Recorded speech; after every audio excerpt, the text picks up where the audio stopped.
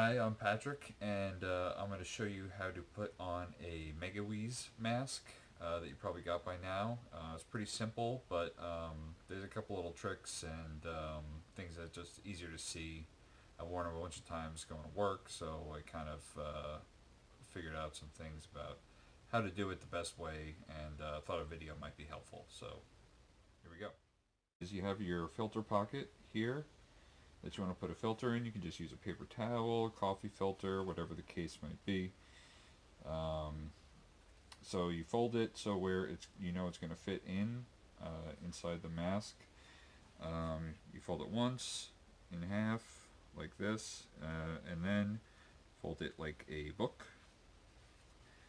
Now what you want to do is have the center of it, the spine of the book, uh, into the filter pocket like so, and you're kind of just pushing the edges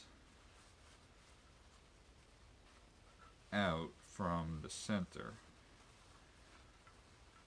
like so. Make sure you can stick your fingers in there and get it all flat. Do this while you have your hands clean, of course.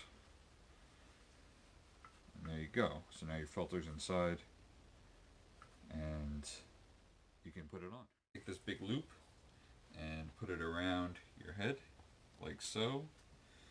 Then take the drawstrings, the ends of the drawstring, out and kind of just push it down to where it's like roughly over your face like this.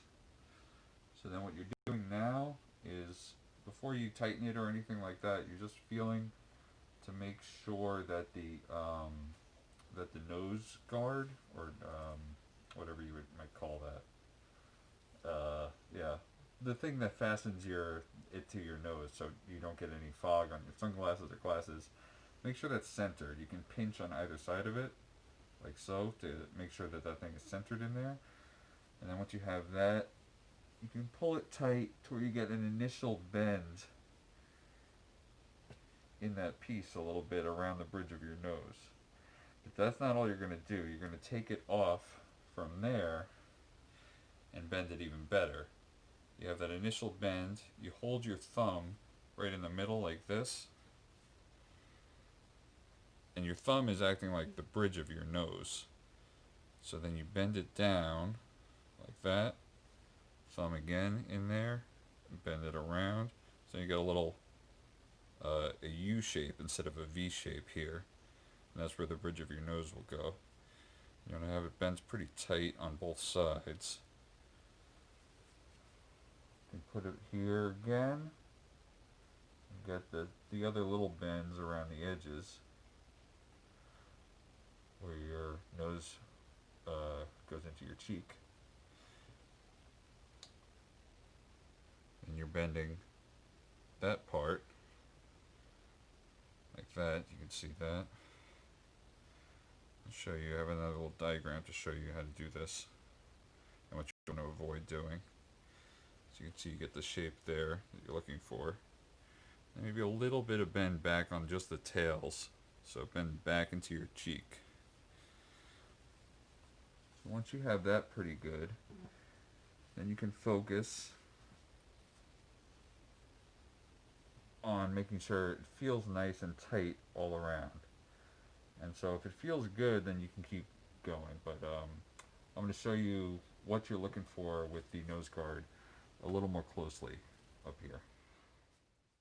So again, as I was saying, you want to make sure you have room for your bridge of your nose, so it's more like a U shape, like this is what you want, and not pinched tight like that. Also, you want to make sure that even though you have room for this bridge, that it does curve almost 90 degrees in, so it almost makes a hairpin totally. So your nose pushes it open once you stick your nose in there. And then again, as I was saying, you want to bend the edges of it back towards your face a little if you can, on either side.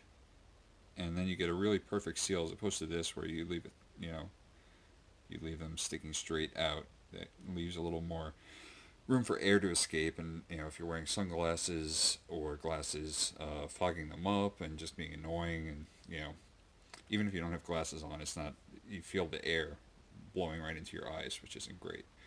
So this is what you're looking for when you bend the nose guard thing. Your nose guard, nice and tight against your face. You feel good about the shape of it. Then you can tighten the rest of the mask and tie it off. So you pull it tight, and sometimes it pushes up into your, squeezes your cheeks up a little bit, but that's, not too uncomfortable. But you want to make sure it gets nice and tight.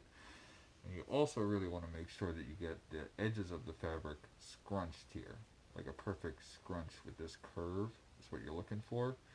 And you can help it scrunch by pushing up on either side.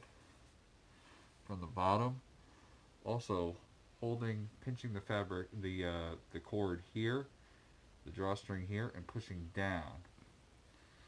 You can push down and pull up, or you can do the same thing, pinch the cord and push up. Make sure it's nice and scrunched, because that way you get a nice perfect seal around your face. In addition to the nose guard and this scrunch, you'll be breathing through the filter instead of having the air escape as much as possible. Do is as you're tightening it, make sure that that the cord that goes around your neck here, that is going across where it has the least distance to travel. So because if it's like this, and then you get it nice and tight, but then the cord moves like this, then you might have some gap there, and you want to avoid that. So make sure it's going where it has the least distance to travel, the shortest way around your neck, the back of your neck, and the shortest way around the back of your head. So instead of tying it up here, if you tie it up here and then it drifts down here, it's loose. So you want to make sure that you're tying it where it's the tightest part around the back of your neck.